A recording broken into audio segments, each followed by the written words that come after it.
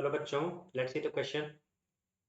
The question says a new element E forms a compound with chlorine which contains 1.455 grams chlorine per gram E. Specific heat of E was found to be 0.05 calories per gram. Equivalent weight of the element is 24. What is X in EClX? तो इस question को solve करते हैं। इस question को solve करने के लिए की कॉन्सेप्ट हमें रिक्वायर्ड है और वो जो की कॉन्सेप्ट है वो है Dulong Petit law. Dulong Petit law. और ये लॉ कहता क्या है? ये लॉ कहता है कि specific heat of N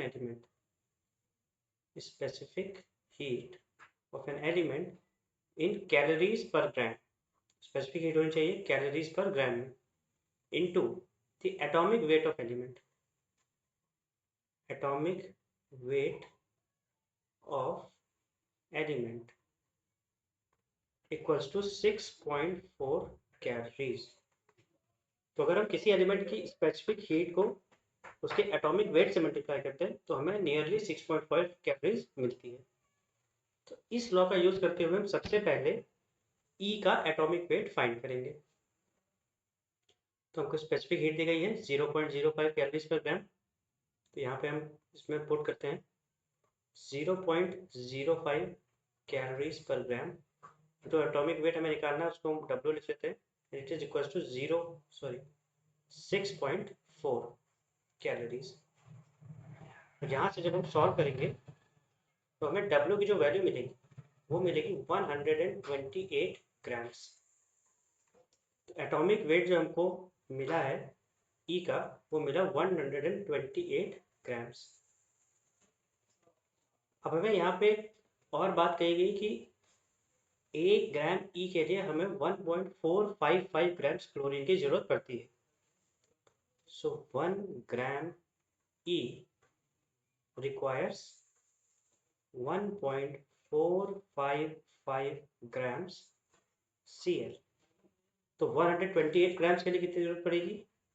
128 grams E require 128 into 1.455 gram Cl। और 128.1 इंटू 1.455 कितना था? यह आता है 186.24 ग्राम्स। तो 128 ग्राम्स E के लिए कितना क्लोरीन रिक्वायर्ड है? 186.2 ग्राम्स क्लोरीन रिक्वायर्ड है। 128 ग्राम्स E का मतलब है इसका 1 मोल। तो यहाँ से हम क्लोरीन के मोल निकाल लेते हैं। तो मोल्स ऑफ क्लोरीन आ जाएंगे mass of chlorine upon molecular weight of chlorine. Mass of chlorine है 186.24 और मॉलिक्यूलर वेट है 35.5 ग्राम्स। मॉलिक्यूलर नहीं, इसका एटॉमिक वेट है।